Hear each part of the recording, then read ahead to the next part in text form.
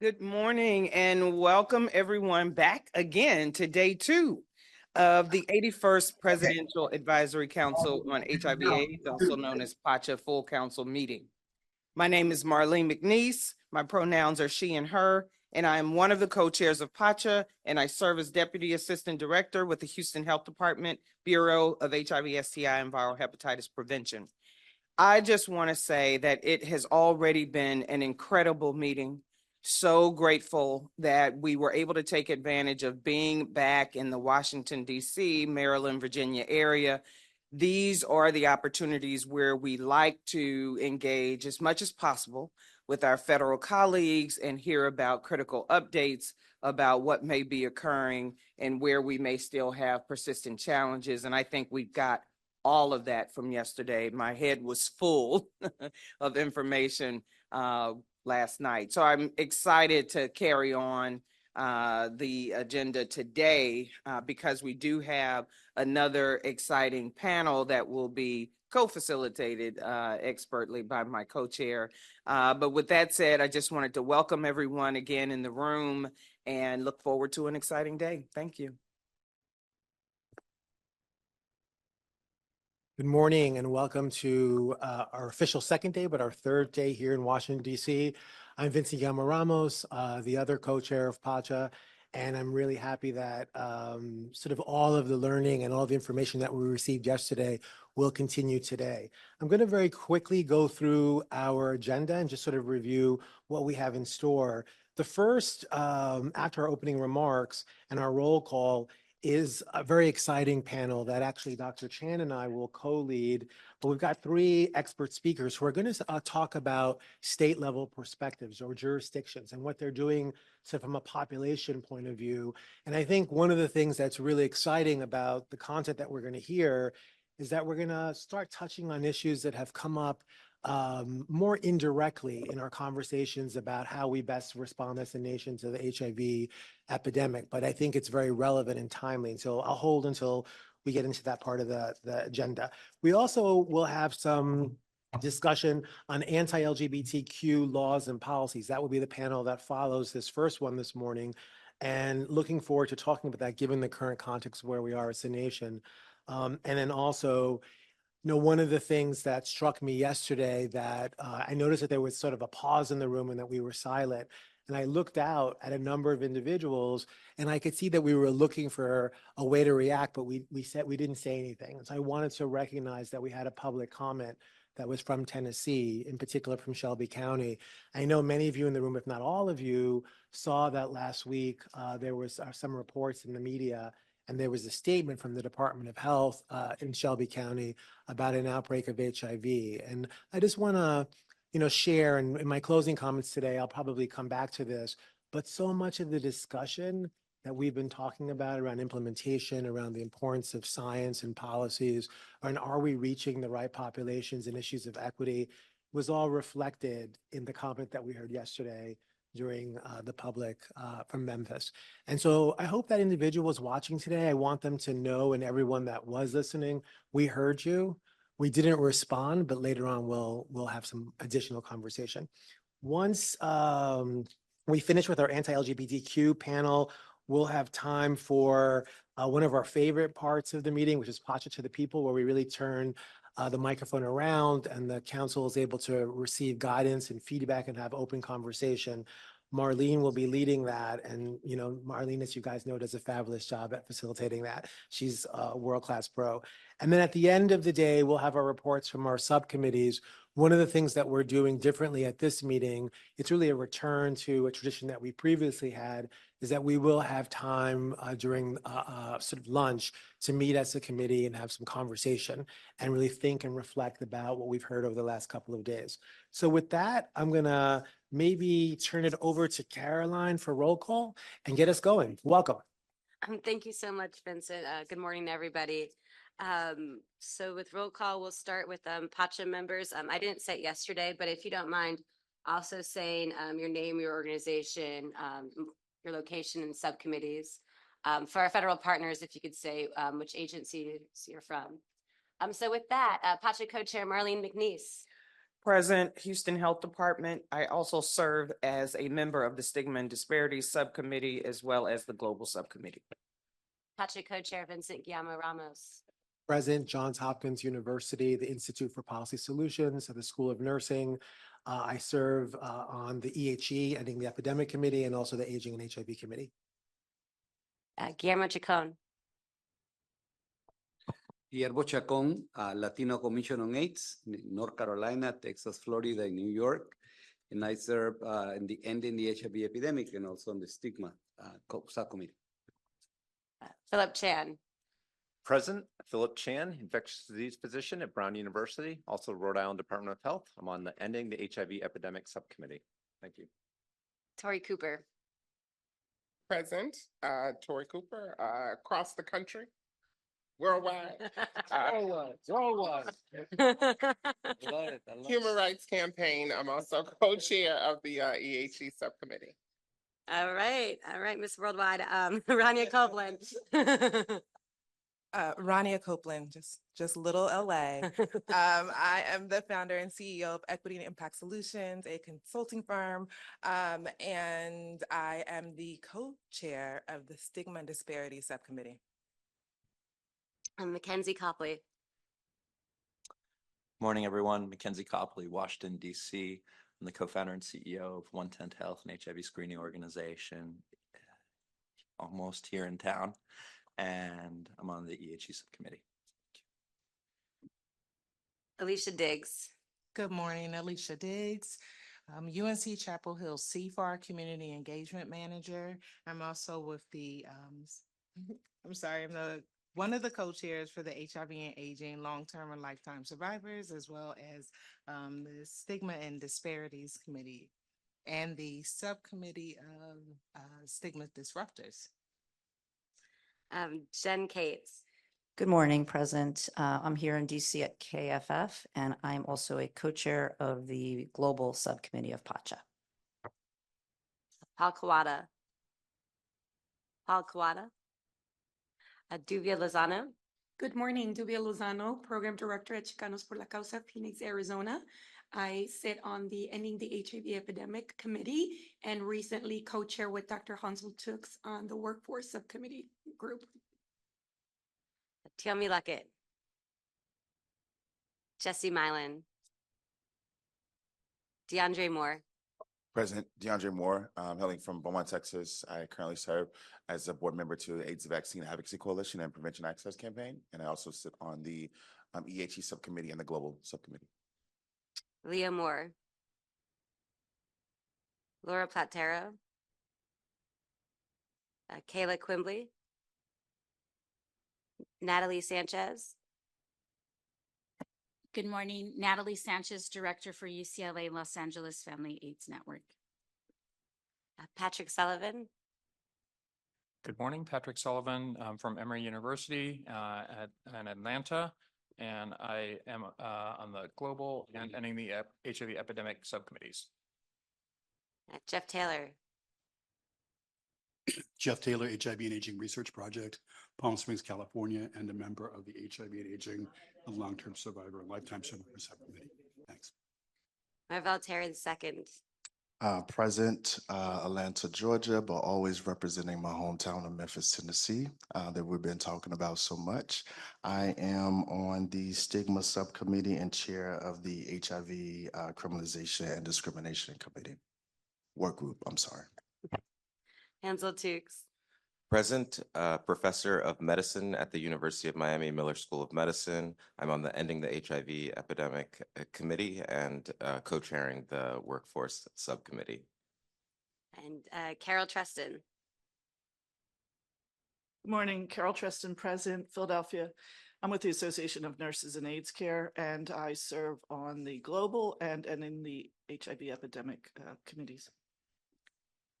Defina Ward. Good morning, President. I serve as Executive Director of the Southern AIDS Coalition based in Bluffton, South Carolina. And I also serve on the EHE subcommittees as well as the Stigma and Disparities subcommittee, where I'm now leading the Stigma Disruption Work Group. Daryl Wheeler. Present. I'm with the State University of New York at New Paltz, where I serve as the president, and I'm on the stigma disparities work group and on the stigma disruption subgroup. Great. And CDC HRSA Advisory Committee on HIV, Viral Hepatitis, and STD Prevention and Treatment, or CHAC liaison, Dr. Wendy Armstrong. All right, for our federal participants, if you can go to next slide, please. Kay Hayes. Present, Deputy Assistant Secretary, Infectious Disease, HIV/AIDS Policy at HHS. Tim Harrison. Present, Principal Deputy Director, OIDP. Francisco Ruz. Presente, Director of Office of National AIDS Policy. Hello, Adrian Shanker. Jonathan Jono Merman. Robin Nablett Fanfare. Laura Cheever. Present. HRSA, we administer the HIV/AIDS Bureau's Ryan White HIV/AIDS program. Erna Hughes. Good morning, Erna Hughes from HRSA, the Bureau of Primary Health Care. And Kristen Roja. Present, I'm a public health advisor with SAMHSA. Rick Havergate. Present, Indian Health Service, STI, HIV, Hep C Branch Chief. Diana Finzi. Jessica Lee. Michelle Schreiber. Morning, present. I'm the Deputy Director of the Center for Clinical Standards and Quality at the Centers for Medicare and Medicaid Services, CMS. Rita Hartgrove. John Ogotumalade. Good morning. Present, John Ogotumalade, EHE Coordination Lead, Office of Infectious Disease and HIV/AIDS Policy. Andrea Callow. Present, Senior Advisor for HIV Policy, the Administration for Community Living. Casey Nope. Casey Knopp, present, ACL and Media Office of the Administrator, Program and Management Analyst. Good morning. Apologies for the last name. Sharonda Brown. Good morning, present, Sharonda Brown, Deputy Director of Operations, OIDP. Maureen Goodnow. Lieutenant Commander Neelam Gazarian. Good morning. I'm a Senior Advisor at OIDP. Thank you very much. I'll pass it back over to our co-chairs.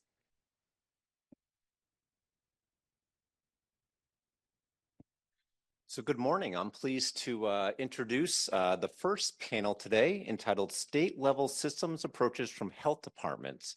And I'm pleased to announce our three panelists today. We have Dr. Bennett, who's Director of the DC Department of Health. We have Secretary Kinsley from the North Carolina Department of Health. And we have Secretary Herrera Scott from the Maryland Department of Health. So thank you all three of you for joining today. I'd like to start off just to acknowledge the important role that health departments do play, both state and local health departments play in response to ending the HIV epidemic. You know, I've been one of the medical directors for the Rhode Island Department of Health for about 10 years, including through the pandemic. And for those of you that were there, you know what a crazy time that was. And I've really never met a more dedicated, mission-driven group of individuals that I did in public health. I was a late bloomer into public health. I don't have an MPH. You know, I met Tom Bertrand at the Department of Health, and he was chief of HIV at the time about 10 years ago, and really just spoke to me in terms of public health. And our health department is very community driven and just an amazing group of people. So thank you for all that you do, and thank you to your staff as well. So we're going to talk today about HIV a little bit. We heard yesterday about all the significant continued disparities that we continue to see for the HIV epidemic here, especially among communities of color. And we heard about some of the continued challenges, especially at the federal level. So today we wanted to talk a little bit more about the health department perspective, and specifically some of the challenges and successes that you all face. And here's some more sort of state level experiences. So thank you all again for joining us. And I'll turn it back over to Vincent to start the questions here. Morning, good morning. And so I'm going to look at the screen. It's a little easier than looking past the number of people, so my apologies. But I'm going to start with the first question, and it's really for each member of the panel, and just sort of a very broad question about describing what you're doing in your jurisdiction, in your state, in terms of addressing the HIV epidemic. What makes your particular location a success? What are the challenges? What's been your overall approach?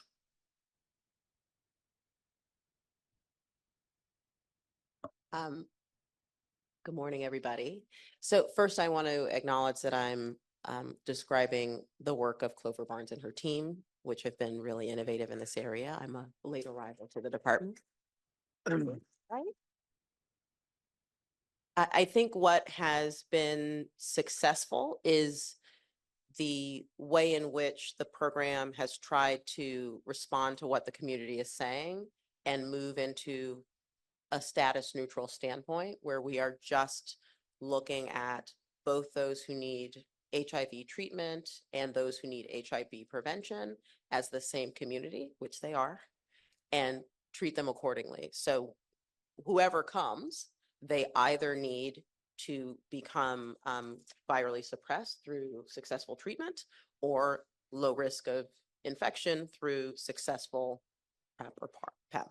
So we are trying very hard to braid funding and help our grantees braid funding and integrate programs, because that is not necessarily the way that grants come down. And so being able to have our providers have a wider scope, have brought in more providers who have a little bit, have different connections with communities, being able to establish the communities that we're trying to talk to as communities and providers attached to them. I think that trying to work in the reality that is the community we have has been more successful than just doing it on a disease basis. Well, good morning, everyone. It's great to be here. So North Carolina has been on a mission for some time to really shift our dollars that we have historically used to pay for healthcare treatment into healthcare and health prevention from a social determinants of health perspective. And so I want to describe a few of those strategies as they relate specifically to serving broadly the LGBTQIA community, but then specifically as we have been working to address HIV and in alignment with North Carolina's End the Epidemic strategy. So first and foremost, I don't go anywhere nowadays without reminding everyone that North Carolina has expanded Medicaid, which we are quite proud of. But the details are really what matter. And so I wanted to underscore that while we launched on December 1st, as of this morning, we have nearly 480,000 people enrolled. Just in the expansion population, we've seen already over 5,000 claims for treatments for HIV and a number of other preventions, which is quite exciting. We've been really intentional in our data matching strategy in thinking about, in the same spirit of braiding funding, how do we help support people in moving from our HMAP or HIV medication assistance program into Medicaid for full coverage. And so far, we've been able to already move through the end of April over 2,000 individuals. We also applied a state plan amendment to waive HIV medication copays. And a special shout out to Shannon Dowler, who was our chief medical officer at Medicaid and is a rambunctious person, a wonderful human. And she really pushed us forward in a lot of ways there. So this is great as far as getting people not only comprehensive health care, but as part of the HMAP program, they were not paying for copays. And we were worried that as people moved into Medicaid full coverage, that those copays, albeit them $4, would be a barrier. And so waiving them for HIV medications was a smart strategy for us. We had about 10,000 people enrolled in our HMAP program. So now as we're moving people into Medicaid, we're able to redeploy those HMAP dollars to expand access in other ways, which is pretty exciting. Our North Carolina Medicaid navigators and ambassadors, which are working hard to get people enrolled, are actually signed up to be at 19 Prides. In North Carolina, we do Pride in both June and September because it is hot. And so we're working to get people plugged in every way that we can. The foundational thing here that I want to underscore is that while health insurance, of course, is a determinant of health. When we think about a lot of the drivers here broadly, it comes back to food, transportation. And we know among recent studies done in North Carolina that our LGBTQ plus community is 48% of them indicate that they have a household income below $24,000. 34% of them report food insecurity, 30% report not having adequate housing. This aligns with our broader strategy in North Carolina to invest in those things. North Carolina has a waiver that's been in place for now over 2 years, where we have been using Medicaid dollars to pay for social determinants of health. And we have recently gotten some initial findings, which are quite exciting. We've got about 21,000 people enrolled in the first 2 years. I'd like to underscore that in our pilot regions, we have been able to get about a quarter of the people diagnosed with HIV enrolled in the pilot. We continue to do outreach to get them enrolled further. But of those enrolled in the pilot, the full pilot size, over 300,000 services have been provided. And we have seen a reduction in emergency department visits in the cohort. We've seen a reduction in hospitalizations in the cohort, and we've seen a decrease in healthcare costs by $85 per beneficiary per month, which in health insurance dollars, that's quite a large return. So we're quite excited about that. So we'll continue to think about how we wrap these programs around people, getting them involved in all of the services and going after the social determinants of these key problems. Thank you. Thank you. And good morning, everyone. Laura Herrera Scott, Secretary of Health for Maryland. And I would echo the comments that were already made. You know, we are very, very much focused on our community partners. And we have a long history, especially with our Ryan White Part A planning bodies, and as well as our statewide integrated HIV planning group, to develop solutions that are person-centered more than service-centered. Over the past 3 years, the department has been supporting community planning centered in health equity that is integrated in the ending the HIV epidemic pillars of diagnose, treat, prevent, respond, with the community identified goal of holistic wellness. We also have a very, very robust HIV surveillance data set. And so that's driving a lot of our work now on identifying priority populations and really focusing on not only new diagnosis, linkage to care within 1 month, viral suppression within 6 months, and certainly late diagnosis and getting people into care.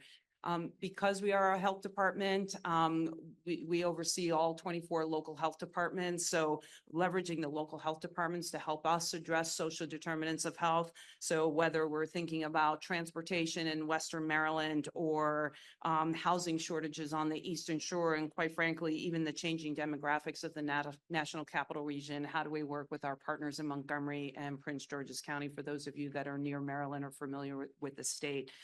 So doing a lot of work there. And again, like Cody just mentioned, we also have Medicaid in the program, and 45% of all Marylanders living with HIV are insured through Medicaid.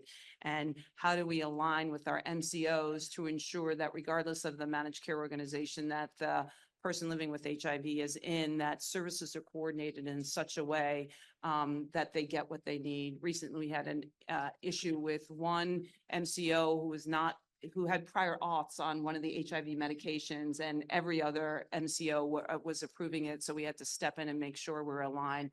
But it really gives us an opportunity to align services with Medicaid. So I would be remiss if I didn't share, just as Dr. Bennett did, that this work is under the leadership of Dr. Peter DiMartino and the team that he's leading, who do an incredible job every single day. But really focus on community. I know we're going to get into the challenges, but also how we're redirecting some of those funds to be more community oriented and more person-centered is certainly something that's bubbling as a challenge. Thank you for those remarks, and congrats on all the successes in your respective states. I want to flip a little bit to talk about some of the challenges. And I appreciate, Dr. Bennett, your point that a lot of times the population for care and prevention are the same in a lot of cases. But also to the point, I think when someone has HIV, right, there's a lot of wraparound programs and services with Ryan White, especially, that come into play.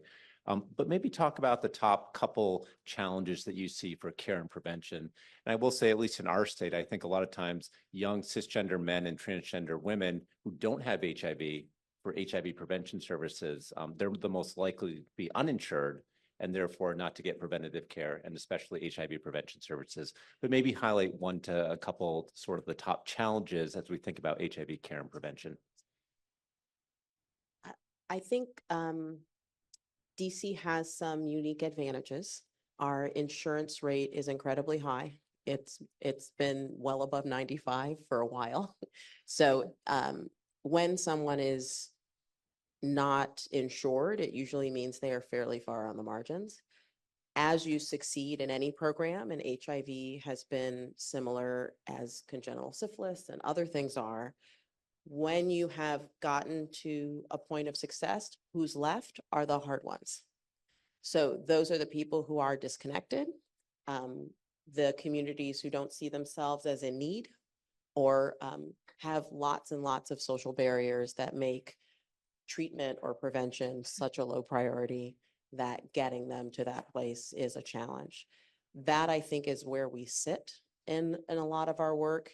And having social support around really every program as much as we can, using other funds and whatever we have to do to get there to be the same kind of wraparound. You can't quite duplicate some of the housing, can't quite duplicate everything that is funded through Y and White on the treatment side, but we do make sure that there is some level of that service in everything, even for the folks who are prevention, because sex workers and others who may not feel part of the HIV community are certainly part of the risk community and need to have services directed at them that will work for them. So that is a group where we have a dedicated CBO, HIPS, that they are their focus, not their HIV, their whole lives. And so the vending machine that's out in front of HIPS has slightly different things in it than the vending machine that we put in front of one of our other Ryan White providers. So those kind of customization and needing to have a program that has many different kinds of layers is difficult to run. And so that challenge of when something is cut or when something becomes possible in Medicaid that it wasn't before, trying to really keep up with that to maintain some level of consistency and that promise that you make to people when you set up a service. And that is a challenge, and we don't always make it.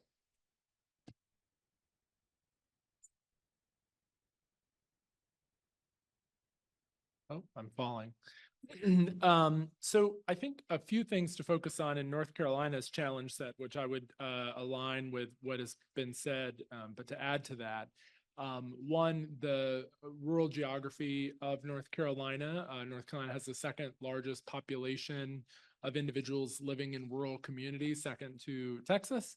And so navigating access to programs across that disparate space where there's a lot of kind of varying cultural pockets is quite challenging and something that we continue to wrestle with. Our local health departments in these communities are the cornerstone of providing access to care in those spaces. But as we have learned, and as many know, sometimes getting access to care in your community where you may have gone to school with someone whose mom is a local health director may not be the space where you want to go and get care. And so in trying to figure out ways to navigate through some of the federal requirements in the Ryan White program and other things to ensure access across and outside of county catchment areas is a real challenge that we're facing, and how to supplement those dollars in ways to make sure that's available. Because, you know, we think about transportation as a driver of health. Well, many of, especially the younger individuals that we're trying to serve and create access for, they do not want to be served in their community. They want to drive 60 miles, and we're trying to figure out ways to make that possible. To that end, we did add PrEP to our family planning benefit for Medicaid in our pre-expansion space to increase access to that tool to our otherwise relatively limited benefit, which is an important investment as well. And then another key challenge here that I think is important is, and I think every state is facing, is how we think about mental health services. across these communities, increasing access there. We've been intentional with our block grant funding to make specific our mental health and substance use block grant fundings to think about the intersectionality of these issues and providing providers that have trust relationship in community to have culturally competent care and supporting them and supporting other providers to become more educated in serving these communities appropriately. Thank you. I'm going to break up my challenges in two buckets. So clinically, certainly as many states are, new infections in younger populations who unfortunately don't even know who Ryan White is. So even explaining programs and supports around HIV are new for many populations, and our evolving needs are around aging population. I don't know about other states, but Maryland in general is woefully behind in providing supports for aging Maryland, let alone aging Maryland with HIV. And so what are those additional supports that people need to age in their communities? So that's a challenge. So MPOX, 51% of our 776 cases are co-infected with HIV. And so how are we not only supporting those individuals, but preventing future infections? And that's at the top of the list. And then we are really focused, as I mentioned, on viral suppression in 6 months, and we do have inequities. So especially among our Latino population, our viral suppression rates are not as high. So we have a lot of work to do. And if I can, just for a minute, back in the day, I did actually practice HIV care for several years, and I took care of many of our monolingual Spanish-speaking patients. But I always knew my patients were outside because people started talking louder, as if, speaking louder would get them to understand English. And so we're definitely looking into, is it the language barrier? Is it knowledge of the infection and taking medications? But we have a lot of work to do there because our viral suppressions are behind. And then as far as policy and interventions, we are really focused on person-centered outcomes. And when you focus how you've traditionally funded programs, you have winners and losers. And so it's creating a lot of noise. So back to the surveillance data, as we work with our partners and we are prioritizing health and wellness over disease, especially because we have so many people covered by insurance, whether it's on the individual market, Medicaid, or their employer-sponsored health plan. It's hard to have those conversations when you start saying, well, your population is now persons living with HIV are young, Black, gay, bisexual, cis and transgender men, but you're still testing white women as an example. And so that's creating some noise among our community providers as we try to realign funding. And let me ask a follow-up question. Maybe Secretary Herrera-Scott, you can go first since in reverse here. But you have an audience here today that is very nationally minded. You have HHS and CDC and SAMHSA at the table. From a national perspective, are there any policy changes or pushes that we should be considering at the national level to help improve access to care, especially for HIV care and prevention? So, I want to just talk about some of the programs that has made us even better at what we do. So even just thinking about HRSA's building capacity to improve collecting and reporting viral suppression data to the Medicaid adult core set. So it's allowed us to work with all our MCOs, and we're not a big state, 6.2 million Maryland. There's about 1.6+ million people in Medicaid, yet we have 9 MCOs. That's a lot of coordination among our managed care organizations. But it's a quality improvement initiative that's addressing health outcomes and social determinants across the population. So we finally have alignment on our managed care organizations. So I think even though it's not a policy per se, that funding and that initiative has allowed us to bring our MCOs to the table to align, not only on this, but using as the vehicle to align in other ways. I will say as far as a policy perspective, we passed our General Assembly is 90 days, January through mid-April. And because of some challenges that we've had with access to PrEP in the emergency room, otherwise, we actually passed a standing order establishment in partnership with our pharmacies that are really focused on HIV prevention. We now have a standing order for our participating pharmacists so that that people can go right to their pharmacy if they, especially if they're not accessing it in HIV. And there's a lot of stigma still in emergency rooms and the kinds of questions that they ask that are quite frankly none of their business. But that's one thing that I think is potentially a model for other states to consider, just to have standing orders to improve access. Thank you. We have about 10 minutes before we open up the floor for questions. And so I want to ask maybe two questions quickly, and one for Secretary Herrera-Scott, and then one for Secretary Kingsley. But feel free, Dr. Bennett, to jump in if it applies. So more of a focused question for Maryland. I think that one thing that stands out is that Maryland has a way of financing care that is called a total payer model, the all payer model. Can you kind of walk us through, for those of us that may be less familiar, what does that mean and how might there be some advantages in terms of health outcomes and the kinds of issues that you've been talking about today?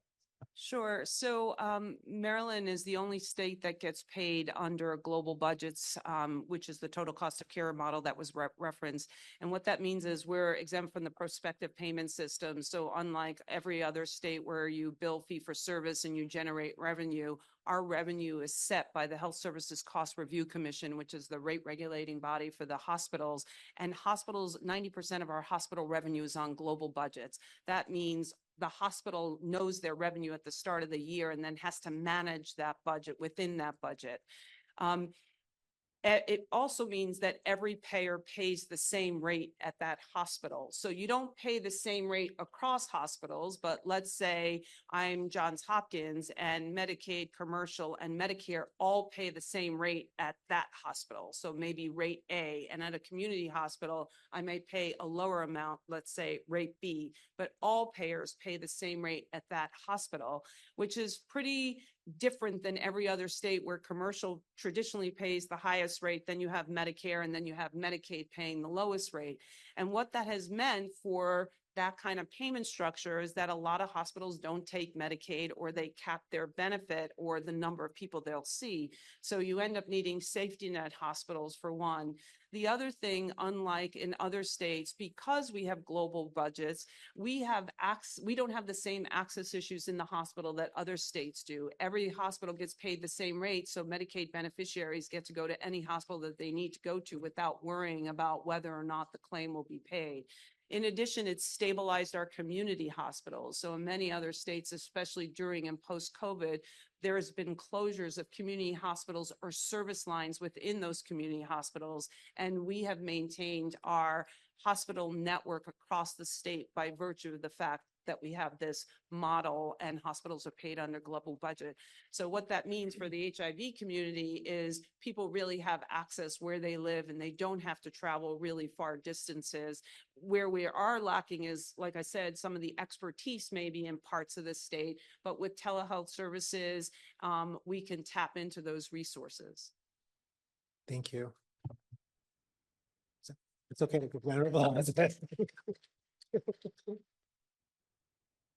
Just to underscore that, Secretary Herrera-Scott, that sounds fundamentally different, exciting, and like a huge structural intervention to change the way that healthcare is financed and the way that it ultimately will be delivered based on the principles that you just described. And so just want to recognize that because I think it's quite exciting.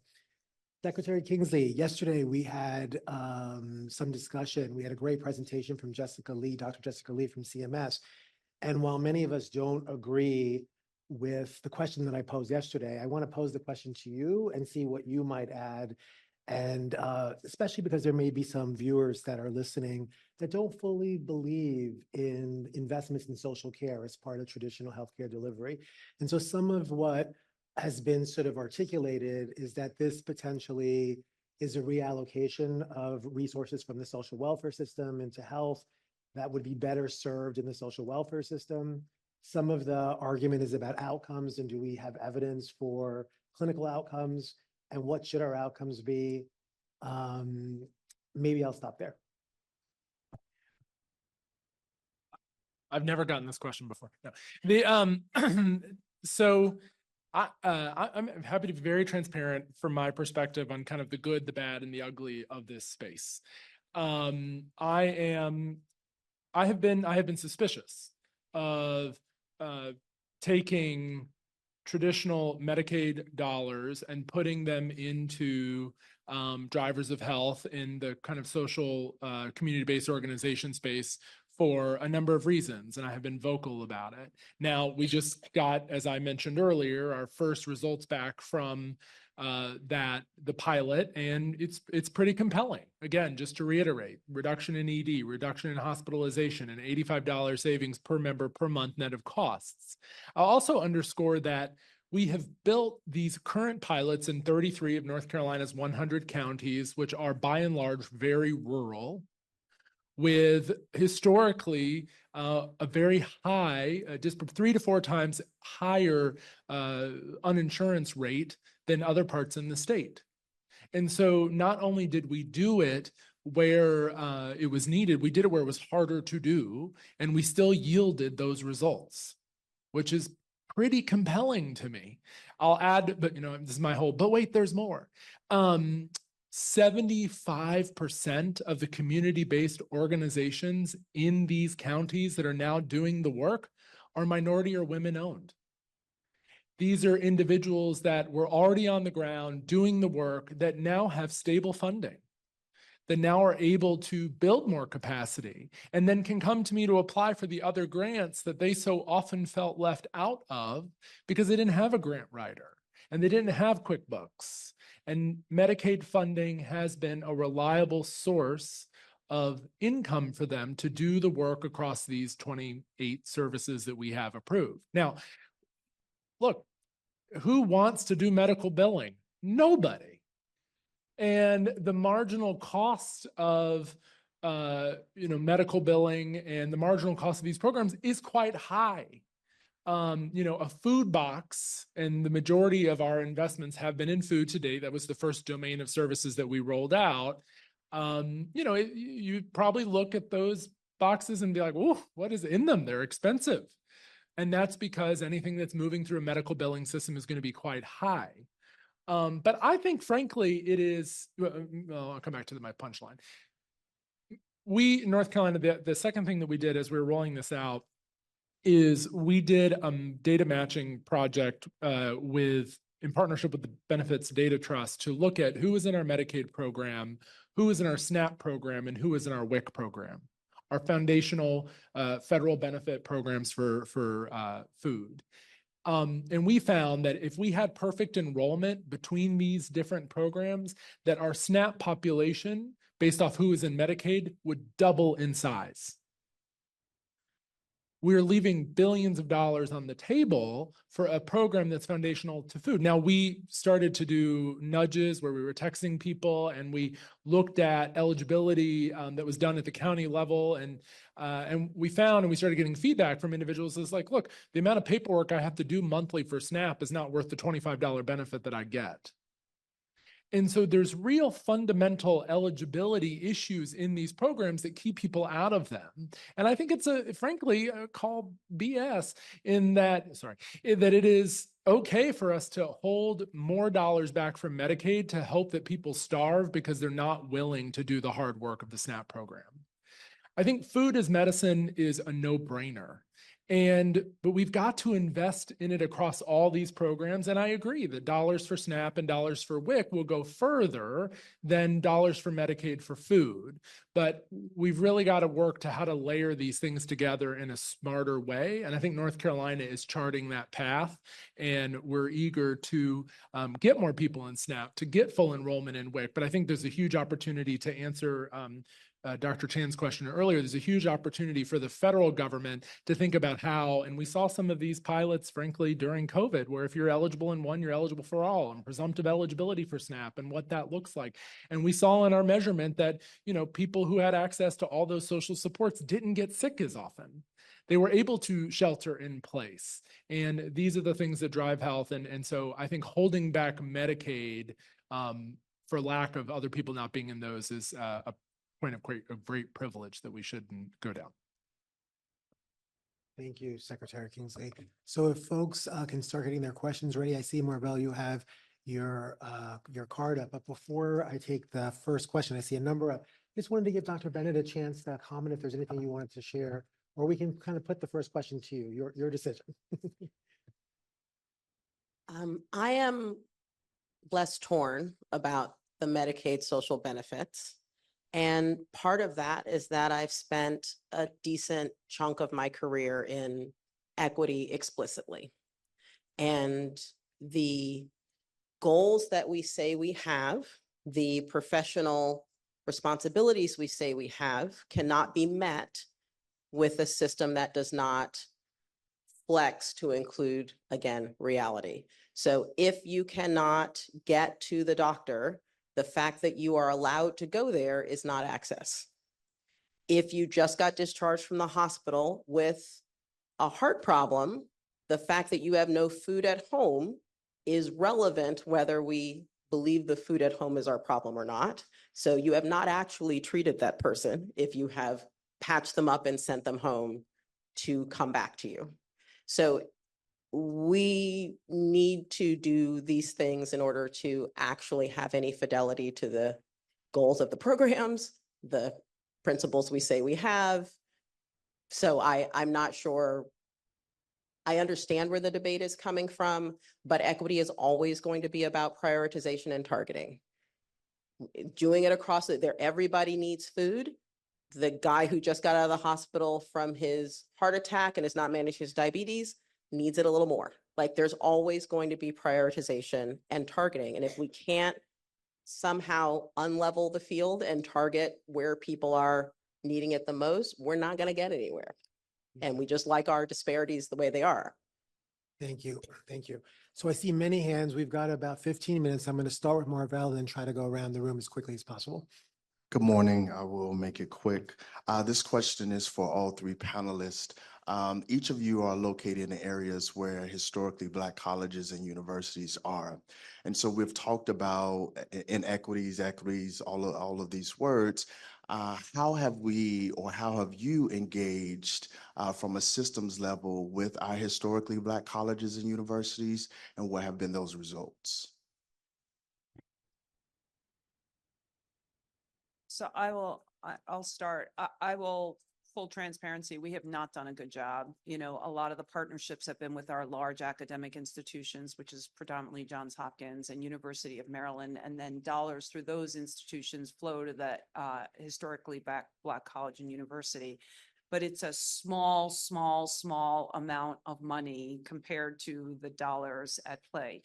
So not just specific for HIV, but departmental wide, we are looking at all our interagency agreements and our granting agreements. And I actually have meetings that we're trying to set up with the presidents of the HBCUs to have a larger role, not only because they're closer to the population, more grassroots organizations, but also from a research perspective. And so we are just starting to do this work, but full transparency, we have not done a good job in partnering.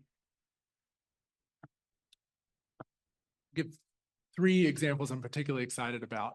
One is we took the some of the CDC dollars that were focused particularly for workforce, and we created a internship program at the Department of Health and Human Services exclusively focused in partnering with our HBCUs and minority serving institutions in North Carolina. We've now grown to averaging about 60 paid interns through the summer in this program and trying to build the next workforce for public health and seeing a huge opportunity there. And now we're not just doing it in the summer, we're doing it all year long. Those have been wonderful partnerships, both for our team and getting to build those connections and building exposure to those communities. Second is we've been very focused on a mental health strategy, specifically focused on our HBCU and MSI spaces. And we've done a series of mental health summits that they've hosted and collaboration days where they've been creating the solutions that they want to see in colleges and universities across North Carolina. And in partnership there, it's really a twofer for us. We're trying to figure out what are the right programs. We've obviously been investing in mental health first aid programming and access to counseling and a number of other key things that I think we're doing across all universities, but trying to make sure it's also culturally competent in a way that is intelligent, addresses social drivers of health, and letting them frankly create that programming and us backstopping their ideas with funding. It's also way for us to try to get them interested in going into mental health careers and build pathways in that direction. And that's been a fun priority for us in North Carolina. And then last but not least is partnering with, we have all these programs that we're starting and seeding, we're constantly piloting something. We have tried to lean in first and foremost for HBCU MSIs as being our evaluation partners, to actually review what is working, not just to ensure that the program itself designed is equitable and that we're serving all communities and we're thinking about equity from a number of different lenses, but that the people actually doing the evaluations to tell the story of what's working and not working and building the capacity within those institutions to do that is key as well. Thank you. I'm going to turn to Rania and maybe ask that we not direct the question to everyone on the panel.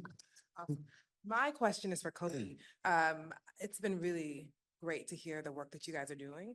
And as you can imagine, this body is very interested in how Medicaid expansion happens across the country.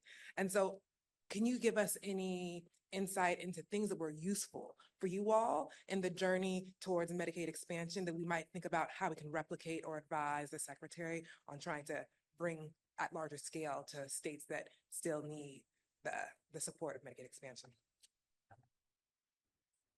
So I think I'll say quickly and then happy to follow up in recognition of time. So North Carolina, Governor Cooper built a coalition of people over a decade to push Medicaid expansion to the forefront over and over and over again. And we'd had to get people outside of the health space, none of us, to actually be the ones that advocated for it. And so it was our chambers of commerce, it was our businesses, it was our law enforcement folks, frankly, in recognizing that 60% of people in incarcerated settings have a substance use disorder. We had to sell each individual contingent of folks on why this was valuable to them and get them to push. But all of that push only got it to a level space. In the end, I think what finally pushed it over the edge was really two things. One, the Biden administration's commitment to a $1.6 billion signing bonus, the finances that that provided, of which we were able to ask the General Assembly, and they agreed to put nearly $1 billion of it into behavioral health. And I think there was a general awareness among our legislature that without health insurance, without Medicaid expansion, we were never going to tackle mental health. And this has been a key priority for all of us. My pitch to the General Assembly with all these dollars on the table was I stepped out of the moral argument and focused on the financial one. As North Carolina's board of directors, I'm offering you a deal that brings $8 billion a year into North Carolina through, enhanced payments and directed payments and a variety of other things. If you turn that down, then who are you to do that? You're violating your fiduciary responsibility. Thank you. I'm going to turn to Jen. Great. Thank you so much. This panel has been so terrific because it shows that policy makes a huge difference in people's lives. I have a question for you as well, Secretary Kinsley, which relates to the panel that we're going to have next that I'm co-chairing on what's happening across the country and around the world, anti-LGBTQ movements and legislation. And I know that North Carolina is one of the states where a ban against gender affirming care went into effect last year. It's being challenged. So I don't know what you can say about it, but I guess what I'm interested in is how have you, from a health perspective, since we know this, and it's really focused on youth, although it also affects adults because it says that providers and hospitals do not have to provide gender affirming care to adults either. How has this affected the HIV response or the thinking about the HIV response? Thank you. Yeah, North Carolina has a version of a Parents' Bill of Rights, has a gender affirming care ban and changes. And then also here recently, and I think we're seeing this in other states, are conversations about minor consent. And I think I'm in the moment on these issues and broadly most worried about minor consent. I think for each of these things, thing one is that wherever the line is drawn, our provider community runs 5,000 feet away from that line. And I think that's, the first thing that we have to really be clear about is, we can stand on the line. Right. And so there are other debates and discussions about, and our position has been that these decisions are best left to providers and their patients, and that there are robust methods for evaluating you know, evolving medical standards and treatments. And I think, seen that in the CAS report and a variety of other things. And we need to leave the space for those things to develop and evolve, and that, you know, laws being written to constrain the medical community and the space is going to hold us back from being able to continue to evolve. There's obviously things where if I'm very loud about it, it doesn't help. And so we try to be very transparent. I try to give our General Assembly the best possible information and try to chart a path to get something as productive as possible. But I think what I would say first and foremost is on all of these things, we need providers to be able to stand at the line. Thank you. Tori? So this was a tough one. I appreciate all of the work you all are doing in health departments. It is God's work. I totally believe that, because so many of the folks that we serve, the health department is their primary care. It is their emergency room. It is so many things. It is their generational doctor. It's all kinds of things. I have to go back to you, Mr. Kinsley. And I want to make it clear that in absolutely no way are any of these comments, should any of you take them as if they are personal insults, because they're not. However, I always love the how. North Carolina. This isn't for Laura. Yeah, this is specifically for you, because North Carolina is the state, and I know we're short on time, that originated bathroom bills that are disgusting and demeaning and ridiculous and hateful. And yet you also have Asheville and Winches in Asheville that's doing amazing work. North Carolina is like a city of, but then you also have Mark Robinson. Isn't that his last name? You know who I'm talking about. So how is it that as health departments, particularly in a state like North Carolina, that you can ensure that public health dictates politics rather than politics dictating public health? And you spoke to some of it just now, but I'd like you to go a little bit further if you could. Thank you. So I'll answer that question this way. And I'll first start by saying, North Carolina is a state that has a divided government. I'm appointed by a Democratic governor, but I was confirmed unanimously by the Senate that has a majority of Republicans. I have been coined the Republicans' favorite Democrat. And, I think our approach and why our Department of Health and Human Services has worked so hard is that we really want our policy to drive the conversation and to give people options. You yourself noted the disparity that we have in our state in a bunch of different views and a bunch of different approaches. I guess I would kind of punchline to say that I think a fundamental thing that we all have to do is we have to remember that the first word of public health is public. And I think what we saw during COVID and what we still see in a lot of these discussions about health and access, and even here sitting in this room, is that often the way we talk about things and the way we approach things are not generally accessible to the majority of the public. And I don't believe that, I think if we try to push policy and push conversations that a lot of people feel left out of, then it creates a breeding ground where a lot of confusion grows, and these things that are misguided but incredibly popular to the points of some of the policies that we think are misaligned with public health, but poll very well, we give breeding ground to that. And I think that we have to work harder as a cohort, as a group of individuals, to try to bring the public along with us on all of our decisions and what's right for public health. And in turn, that helps create the environment for better policy and legislative outcomes. Thank you. So we're at time, but I'm going to take one final question from Guillermo Chacon, and then I would like to open it up to Dr. Bennett just to have closing thoughts and just make sure that you have an opportunity to weigh in. I think you made some powerful comments about equity. So yes.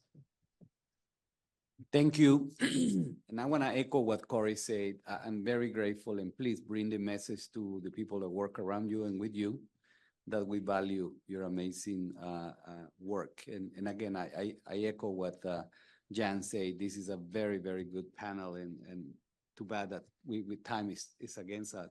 But very brief question to Dr. Herrera Scott. Could you share, I know it's not a lot of time, but a couple of highlights, how did you adopt the global budget, global health budget? Is right. So, this is a deal that the state negotiated decades ago.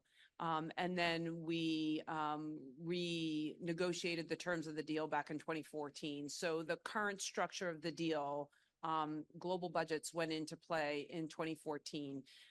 And total cost of care was then added all in, except for pharmacy expenses, in 2019. So now we're bringing Medicaid to the table, but it's been a long journey, and most of the way the model looks today has been negotiated with CMMI. I will say there's currently a model from CMMI called AHEAD, which is All Payer Health Equity Advancing, what's the D? I always forget what the D is, but that is the model for other states to consider what Maryland has. And just a few states have jumped in so far, but that's the opportunity on the table for states to consider. But it requires legislation to get it done. We had to set a rate setting commission for the hospitals, and we continue to pass legislation that enables the state and some of the authorities that we have to do global budgets to be successful. So the model is continuing to evolve. It will be inclusive of population health equity, behavioral health, and Medicaid will be a payer on the primary care side, not just in the hospital setting as well. Secretary Herrera Scott, isn't there, correct me if I'm wrong, a pending sort of, they're going to decide soon on the new states that will be added to sort of test the AHEAD model? Well, so that's imminent, and Maryland is included in that. Our current agreement is through 2026, and we applied under the AHEAD model to continue the discussions of what the future version of the model will look like, and so imminent, we are being told, so sometime this month. I had a follow-up thought for Ms. Cooper. So not to put you on the spot. No, so I actually want to underscore that 2 years ago, I guess a year and a half ago, North Carolina's legislature passed a law to create standing orders for contraception, fetal vitamins, and post-exposure prophylaxis to be available from pharmacists throughout the state of North Carolina. And now we have been able to get that available in nearly all 100 counties. And so I think it adds more color to your point about how, while I think often generally in North Carolina, we're hearing about a lot of the things that kind of grab the news, there has also been a lot of shared interest among folks in all parties to try to advance things that they think are good for health. And frankly, to see some of our health chairs push things that are related to HIV prevention, in spite of some of their personal views on things, is, I think, compelling that there are a lot of opportunities to advance things when we can kind of bring the temperature down, and that's been our goal. Dr. Bennett, any closing thoughts? I feel like now you forced me to be profound or sad. Like, I feel like the call is a little bit harsh at this point. But I will say, one, I feel privileged not to have to be tap dancing quite that hard, pretty much in a community where everybody at least agrees on what we want, maybe doing it different ways, but almost agree on how to do it a lot of the time.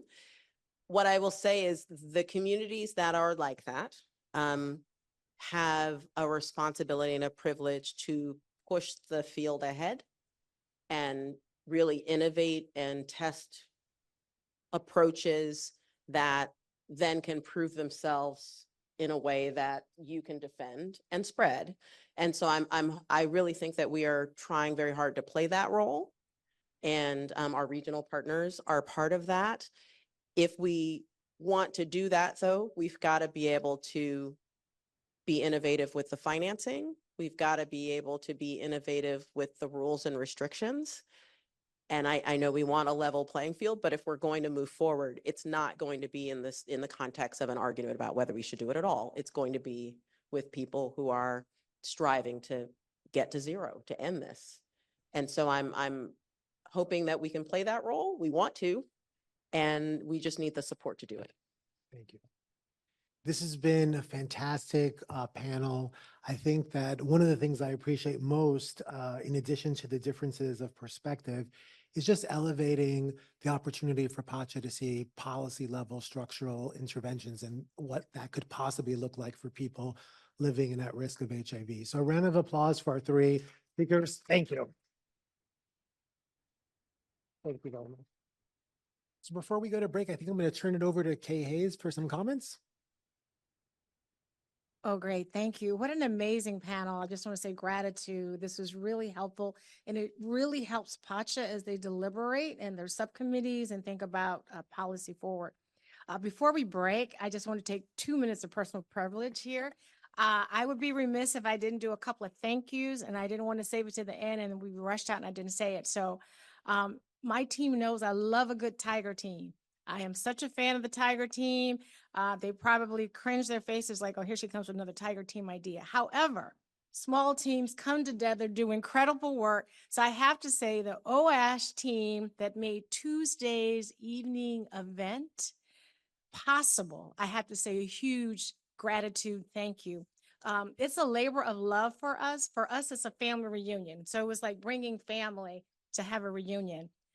Many meetings on our Tiger team, site visits on our Tiger team to Vincent's at Hopkins. We thank him. Cars loaded with chafing dishes and balloons and other specialty necessities. And folks really contributed their time, their talent, and their coins to this. So I had to say a huge thank you. And I want to call out and say their names. I want to say Caroline Talib, Chloe Loving, Tim Harrison, Sharonda Brown, Rashawn Broadnax, Ariel Desir, Emily Downs, Stephanie Tiller, who's also on my team. She just, Katarina Kim, and Renita Bateman. And so I just wanted to say thank you. Thank you. And Kay. Yeah. And then when I talk about Tiger team, my last thing quickly, because I do love a Tiger team, on our national syphilis efforts, and I want to acknowledge it, all of us are pulling so hard. Admiral Levine is leading this effort, but our office, OASH, OIDP is leading it. And so Tim and I co-lead these meetings. They were on a weekly cadence and it's bi-weekly.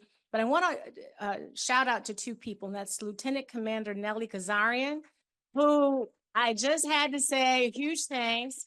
And, you know, I'm going to pull in good folks. When I see good folks and I hear about good folks, I go search out good folks. Dr. Shannon Dowler is here. She is helping as a subject matter expert with us and has been so incredibly helpful. So I wanted to say thank you and shout out to her. Many hands, all agencies are involved, but I did want to shout out those two people. And thank you to the co-chairs for that personal privilege.